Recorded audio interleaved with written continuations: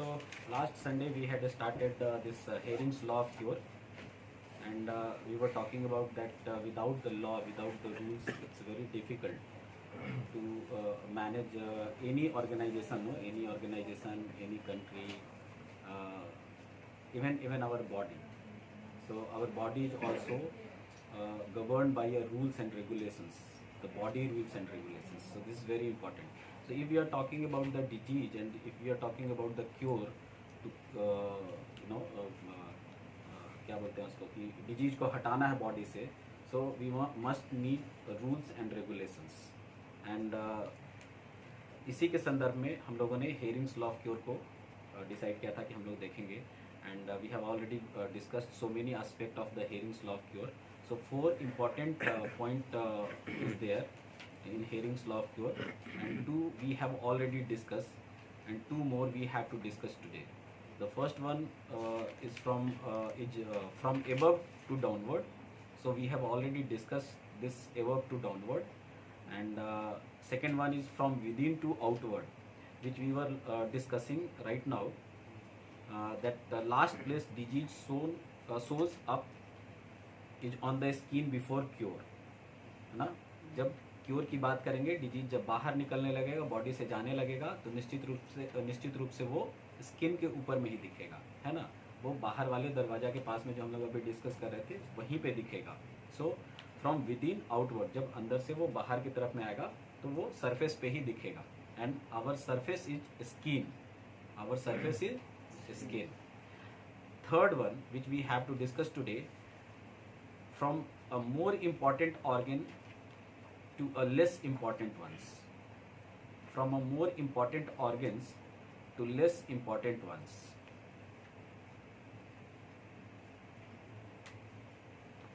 From a more important organs to a less important ones. Yes, this is also very important.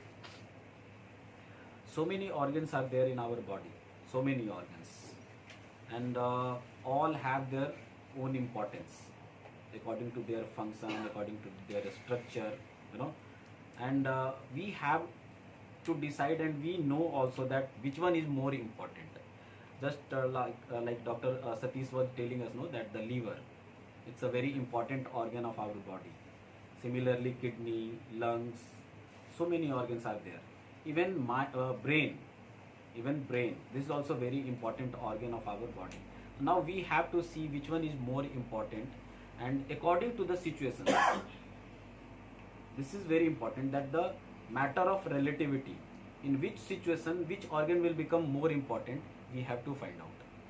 ये जरूरी नहीं, जैसे हम लोग रूब्रिक्स के बारे में चर्चा करते हैं ना, कि रूब्रिक्स का जो डिक्शनरी में मीनिंग है वो एक अलग होता है, लेकिन सिचुएशन के हिसाब से उसका मीनिंग बदल जाता है according to the situation. So matter of relativity. So similarly here also we have to think and decide that which organ is important in this particular situation, in this particular suffering, है ना, in this particular suffering. जो present situation है, जो present problem लेकर के है, उसमें कौन सा ऑर्गन इसके लिए बहुत इंपॉर्टेंट है, क्योंकि सारे ऑर्गन एक साथ इन्वॉल्व नहीं होते हैं, बाकी के ऑर्गन अपना अपना काम करते रहते हैं, लेकिन जो बीमारी, जो मैनिफेस्टेशन है, जो डिजीज के रूप में सामने में आ रहा है, उसमें कौन सा ऑर्गन इंपॉर्टेंट है उसको हमको देखना है. इट डज नॉट कि अगर हम ये मान करके चले ना कि जो इंपॉर्टेंट ऑर्गन है वहां पे पहले, तो ऐसा नहीं है कि लीवर में प्रॉब्लम नहीं है तो हम फिर भी लीवर में ढूंढने का कोशिश करेंगे, है ना. अगर डाइजेस्टिव सिस्टम से रिलेटेड कोई प्रॉब्लम है, जहाँ पे कि लीवर का भी रोल है, इंटेस्टाइन का भी रोल है, स्टमक का भी रोल है, तब हम लोग सोचेंगे कि यहाँ पे इन सब के अंदर में कौन सा इंपॉर्टेंट है. Suppose patient is coming to you for the treatment of mental problem, like the insanity, depression or something like that. Then there is no need to think about the liver and other organs. No, according to that particular situation, that present situation, you have to decide. Okay, तो उसके हिसाब से भी अगर हम लोग देखें तो फाइनली वो आकर के एंड वहां पे भी करेगा, वहीं पे जो लेस इंपॉर्टेंट, तो लेस इंपॉर्टेंट में again the skin is the less important. It's a not so important according to the this rules and this law. लेकिन कई बारी ऐसा भी होता है ना कि पेशेंट आता है और उसके अंदर में बहुत सारे प्रॉब्लम होते हैं, लीवर का प्रॉब्लम है, किडनी का प्रॉब्लम है. In spite of that patient से this skin problem is more important for me, skin problem is more important for me. तो again I am talking about the matter of relativity. तो उस patient के statement के हिसाब से, उस patient के हिसाब से हम जिसको मान रहे थे कि जो लेस इंपॉर्टेंट है वो लेस इंपॉर्टेंट नहीं है। Because of the skin problem patient mentally suffering, patient mentally suffering. हम लोग क्लास में भी उस दिन बोल रहे थे कि नहीं, एक छोटा सा फुंसी है ना, उसके लिए पेशेंट ज्यादा परेशान है, उसका किडनी खराब है उसके लिए परेशान नहीं है। तो यहाँ पे तो इंपॉर्टेंट ऑर्गन कौन सा हो गया? स्किन हो गया ना, स्किन हो गया। क्लियर है बात? ये समझ में आ रही है ना? स्किन हो गया। So according to the situation you have to decide, and इसमें पेशेंट का स्टेटमेंट, पेशेंट का सफरिंग, ये सारी चीजें जो है ना वो मायने रखता है।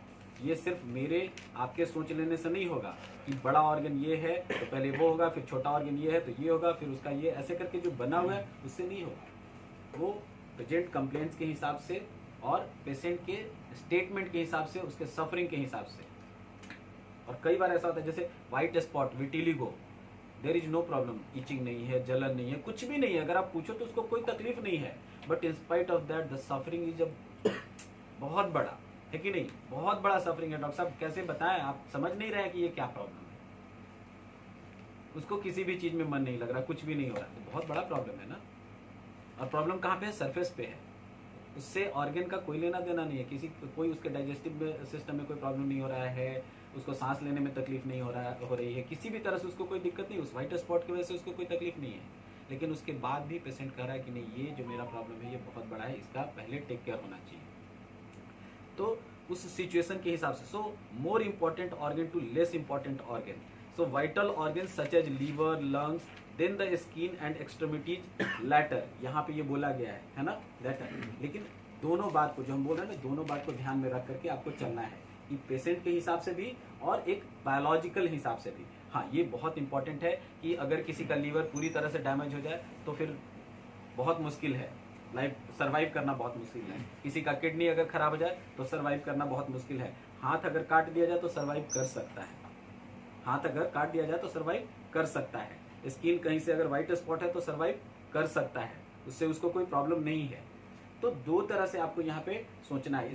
अगर इस तरह का प्रॉब्लम आता है तो आपको दो तरह से सोचना है। पहला तो कि लाइफ सेविंग की जब बात होगी then we will think about the structure, liver, lungs, kidney, इसके बारे में सोचेंगे जब लाइफ सेविंग की बात होगी तो।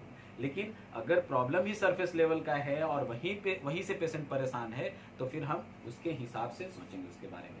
Again the eruption will come on the surface, but treatment of this vitiligo will also follow this rules and regulations. या फिर पिंपल्स का भी ट्रीटमेंट कर रहे हैं तो भी ये रूल्स एंड रेगुलेशंस फॉलो होगा, है ना। छोटा से छोटा प्रॉब्लम, ये रूल्स एंड रेगुलेशंस वहाँ पे फॉलो होगा। सो दो तरह से वाइटल ऑर्गन को हमको देखना है। एक तो देखना है कि जिससे कि डेंजर में आने पे पूरा जीवन खतरे में पड़ जाता है, वो हो गया वाइटल ऑर्गन। और एक वो हो गया वाइटल ऑर्गन जो पेशेंट कह रहा है कि इसकी वजह से हम बहुत ज्यादा तकलीफ में, तो वो हो गया वाइटल ऑर्गन। और उसके बाद में जैसे विटिलिगो ठीक हो जाए, अगर आप पेशेंट से बोलो कि ठीक है विटिलिगो को हम ठीक करते हैं, और आपको खुजली हो जाए, रैसेस आ जाए, तो कोई तकलीफ, पेशेंट बोला नहीं डॉक्टर साहब कोई तकलीफ नहीं है, सरफेस पे ही दोनों बात हो रही है कि नहीं। तो यहाँ पे इस तरह से हम लोग को मैटर ऑफ रिलेटिविटीज को बोलते हैं, तो उस हिसाब से देखना है। सो अगर हम स्ट्रक्चरल बात करें तो लीवर, लंग्स, किडनी, ये सब जितना भी pancreas, these are the vital organs.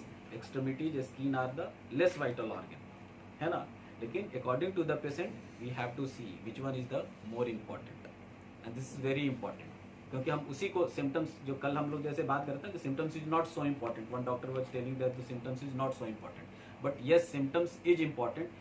On the basis of symptoms only we decide that the person is suffering from such and such disease and we go for the pathological test। तभी हम लोगों को पता चलता है कि ऐसे ऐसे सिम्टम्स हैं, तो हमको जांच कराते हैं, पता चलता है कि इनका हार्ट खराब है, इनका किडनी खराब है। So how we can say कि symptoms is not so important, symptoms is very very important, है ना। So from a more important organ to less important ones, and from vital organ such as liver, lungs, kidney, then to the skin and extremities later. Now the fourth point,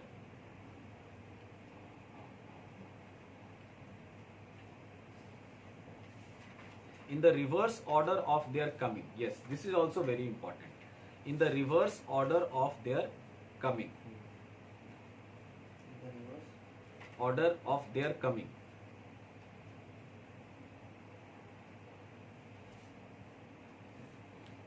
healing process in a definite order. Healing progresses in a definite order.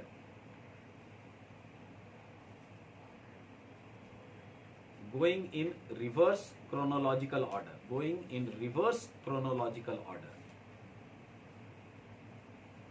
Yes. If we are talking about the healing, there must be a definite order, a proper order, है ना, एक proper way होगा जिसके through वो, अभी जैसे आने का है ना, यहाँ पे जैसे सब लोग आते हैं तो एक रास्ता बना होगा ना कि नहीं उसी रास्ता से आना है, बेली रोड पकड़ेंगे, ये करेंगे तभी हम लोग वहाँ पे पहुँचेंगे. समटाइम्स कि अगर आप गलत रास्ता ले ले तो ठीक है पहुँच तो जाएंगे, but it will take more time, है ना, आप परेशान भी हो जाएंगे. अगर आप चले जाएंगे यहाँ से दानापुर चले जाएंगे, उधर से घूम करके आएंगे तो it will take more time. पहुँच जाएंगे आप, या कभी कभी भटक भी जाएंगे, रास्ता भूल भी सकते हैं और आपको वापस होना पड़ेगा, दोनों होगा. लेकिन अगर आपको डेफिनेटली एक प्रॉपर वही रास्ता पता चल जाए ना कि यही रास्ता है डॉक्टर संजीव के पास जाने का, so it will become very easy for you, है ना. आने का रास्ता अगर मालूम जाए तो बहुत आसान हो जाता है. लेकिन अगर रास्ता नहीं पता है, सिर्फ ऐसे ही बता दिया जाए कि जा करके वहाँ पे ऐसे ऐसे जाओगे पहुँच जाओगे, तो I think it will become a very difficult for you. So the first point is from the most recent illness to the oldest. First point is from the most recent illness to the oldest.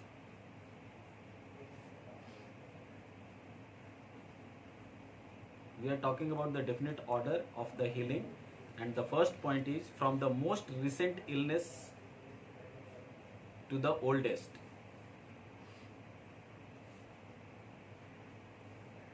So what does it mean?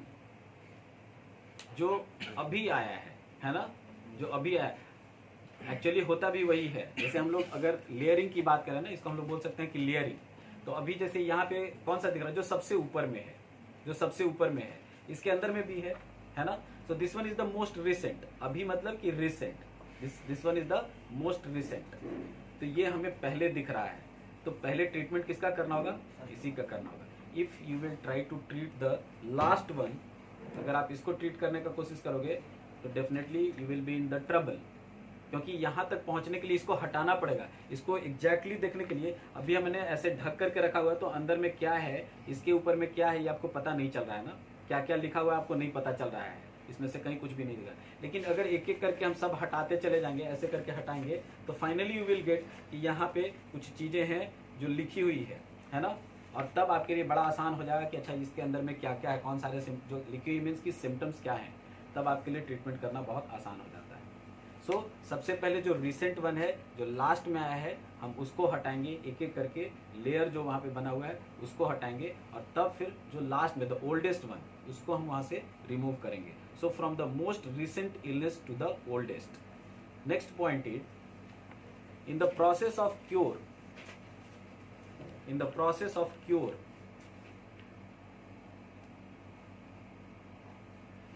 a patient may re-experience.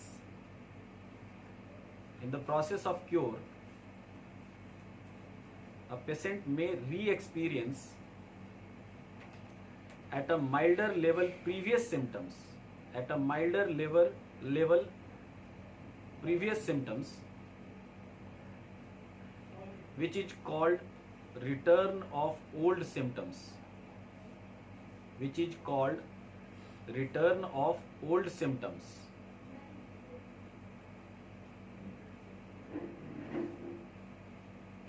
These should pass through, full stop के बाद में, these should pass through with less intensity. These should pass through with less intensity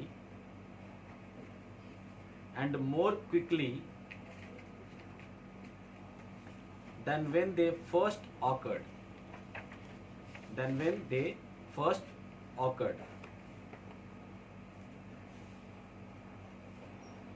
Now see, very nicely it has been quoted over here. No, कितना मतलब बहुत अच्छे तरीके से ये समझाया गया है कि जब हम क्योर की बात करते हैं ना, तो पेशेंट जो है वो पुराना सिम्टम्स जो उसको पहले कभी हुआ है उसको फिर से एक्सपीरियंस कर सकता है, री एक्सपीरियंस एट माइल्डर लेवल। जितना इंटेंसिटी के साथ में पहले आया था उतना इंटेंसिटी के साथ में नहीं, उससे कम इंटेंसिटी में, है ना, कम इंटेंसिटी में वो फिर से आएगा।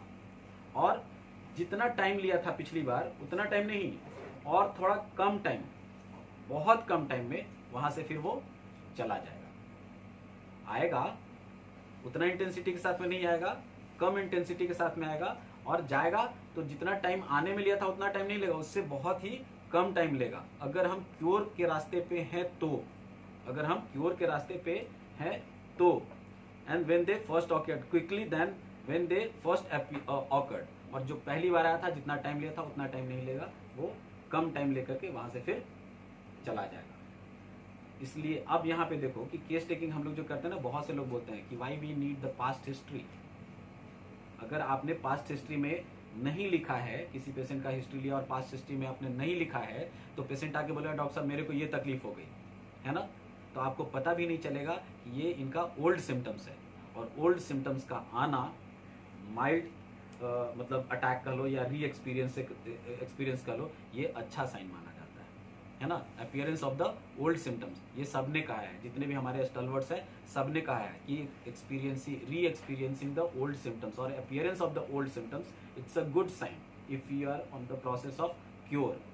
तो लेकिन वो इंटेंसिटी कम होगा और समय भी कम लेगा। सपोज कि किसी को स्किन का सप्रेशन रहा और स्किन का प्रॉब्लम उसको आ गया, लेकिन अगर यहाँ पे हम लोगों को बहुत आसानी से समझ में आ जानी चाहिए कि अगर पेशेंट उससे ज़्यादा परेशान होने लगता है और ये बोलने लगता है डॉक्टर साहब पिछली बार हुआ था उससे कहीं ज़्यादा है ये, है ना, और टाइम भी ज़्यादा लग रहा है, इट सिंपली मीन्स दैट कि our medicine is working. No, wrong है। अगर ज़्यादा टाइम ले रहा है, ज़्यादा इंटेंसिटी के साथ में है, तो गलत डायरेक्शन में जा रहा है। माइल्ड होना चाहिए और उसको जल्दी जाना चाहिए। वही बात यहाँ पे लिख रहा है कि re experiencing the old symptoms with mild intensity, है ना, इंटेंसिटी उसका लेस होगा, less intensity, and time will also will be less, shorter, उसको जाने में भी समय कम लगेगा। पिछली बार अगर आया था तो हम 2 महीने सफर किए थे, इस बार उसको 1 सप्ताह 10 दिन में जाना चाहिए, है ना। पिछली बार आया था तो हम रात रात भर सोते नहीं थे, लेकिन डॉक्टर साहब अब हम सो जाते हैं। अगर ऐसा पेशेंट का स्टेटमेंट है तब बहुत बढ़िया है। लेकिन अगर पेशेंट कह रहा है कि डॉक्टर साहब पिछली बार से बहुत ज़्यादा है, आप सो भी नहीं पाते हैं, बहुत तकलीफ में रहते हैं, तो कहीं ना कहीं हम गलती कर रहे हैं। तो हेयरिंग्स लव क्योर ये भी हम लोगों को गाइड करता है कि नहीं, फॉलोअप के दौरान इस तरह से पेशेंट से पूछना है। और पास्ट हिस्ट्री जब हम लेकर के रखते हैं तो पूछने की भी जरूरत नहीं पड़ती, बस हम उसको देख लेते हैं कि अच्छा पहले भी तो आपको हुआ था ये, है ना। पेशेंट भी भूल जाता, हो सकता है 10 साल पहले हुआ हो उसको, पेशेंट को भी याद नहीं है, लेकिन कभी कभी आता है तो आपको इंक्वायरी भी करना है वहाँ पे। यू मस्ट इंक्वायर कि क्या कभी पहले भी आपको इस तरह का प्रॉब्लम हुआ था, जो आज आप बता रहे हो ये पहले भी हुआ था। Sometime patient recall the things no कि यस डॉक्टर साहब मेरे को था ऐसा, पहले हुआ था। लेकिन अब वहाँ पे इंटेंसिटी और उसका टाइम, ये दोनों को आपको चेक करना है कि क्या उतना ही तेज है, उतना ही एरिया में। अगर स्किन के बारे में बात करें, and specially you will find कि जो सप्रेस्ड थिंग है वही होम्योपैथी में निकल करके आता है। जैसे डायरिया सप्रेस्ड हो गया है, उसका कोराइजा सप्रेस्ड हो गया है, इरप्शन तो सप्रेस्ड होता ही होता है। और पास्ट हिस्ट्री में जब हम लोग लेते हैं तो हम लोग एक चीज़ और पूछना भूल जाते हैं जनरली कि आपको डायरिया हुआ था तो आपने क्या दवा ली थी। इफ पेशेंट सेज कि एलोपैथिक मेडिसिन हमने लिया था, so you will have to think like कि इट हैज बीन सप्रेस्ड, है ना। ऑइंटमेंट लगाया था स्किन इरप्शन के लिए, इसका मतलब है कि वो सप्रेशन हुआ था। तो ऐसे करके तो ट्रीटमेंट पार्ट को भी वहाँ पे लिखना है कि what type of the treatment you had taken when it was there, ऐसे करके वहाँ पे। तो ये हमको आसान हो जाता है जब हम उसका फॉलोअप करते हैं ना, तो हमारे लिए बहुत आसान हो जाता है कि नहीं चलो पुराना सिम्टम्स है। So many times I have use this statement no कि पुराना बचपन आ रहा है आपको वापस से। आज से 10 साल पहले वाला अगर एज हो जाए आपका, उसी स्थिति में आप पहुँच जाओ तो आपको कैसा लगेगा। पेशेंट से हम ऐसे बोलते हैं तो पेशेंट यूज टू से कि नहीं वो तो बहुत बढ़िया हो जाएगा, कि तो अभी वही हो रहा है, वही चीज़ हो रहा है, आपका बचपन वापस आ रहा है, तो आपको खुश होना चाहिए। तो ये हमें वही गाइड करता है। ये जो पॉइंट है ना कि in the process of cure a patient में re experience at a milder level previous symptoms which is called return of old symptoms, and this should pass through with less intensity and more quickly than when they first occurred. Now the last point, the state of health will retrace, the state of health will retrace backward,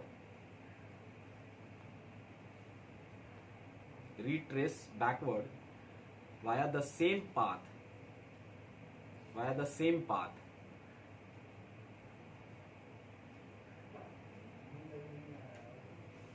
that led to condition in the first place. Same path that led to condition in the first place.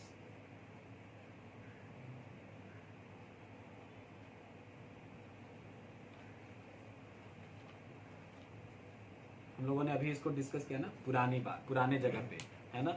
Health of a state will retrace backward via the same path that led to condition in the first place. जहाँ पे आप पहले थे, same उसी path पे, same उसी रास्ते से आपको वापस वहाँ पे जाना है, और तभी आप हेल्थ को अचीव करते हो. हम लोग बोलते हैं ना, हेल्थ का एक कंडीशन और डिजीज कंडीशन, ये दो कंडीशन.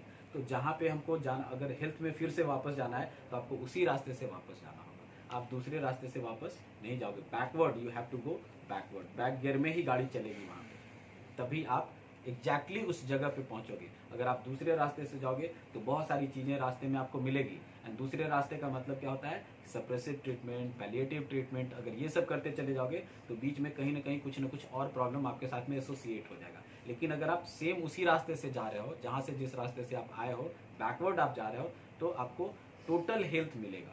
जो आपका पहले था, जिस तरह से आप एकदम कहते थे ना कि कुछ भी नहीं हुआ था, इतने साल के पहले डॉक्टर साहब मेरे को एक बुखार भी नहीं हुआ था, तो अगर आपको उस स्टेट में फिर से वापस जाना है तो सेम वही रास्ता फॉलो करना होगा जिस रास्ते से आप चल करके यहाँ तक पहुँचे हो, है ना. तो खान पान, और हम लोग कई बार बोलते हैं ना कि हो सकता है कि डायरिया होगा, हो सकता है कि सर्दी खांसी होगा, जो हम दवा दे रहे हैं. And specially when we prescribe the nosodes और डीप एक्टिंग मेडिसिन, जब हम लोग देते हैं ना, तो उस समय में हम लोग ये एक्सपेक्ट करते हैं कि पेशेंट के अंदर में कुछ इस तरह की चीज़ें दिखेगी. तो पहले से हम लोग पेशेंट को वार्न कर देते हैं या गाइड कर देते हैं, उसको समझा देते हैं कि अगर हो तो परेशान नहीं होना है. क्योंकि हिस्ट्री के दौरान, केस टेकिंग के दौरान हम लोगों को ये पता चल जाता है कि इस तरह का पैलिएशन सप्रेशन का केसेस यहाँ पे रहा है ना. जैसे हम लोग अभी से कई ट्रीटमेंट कर रहे थे, तो था कि इट वॉज एक्सपेक्टेड कि he will get coryza and all, and he got cured also. The main problem got cured also.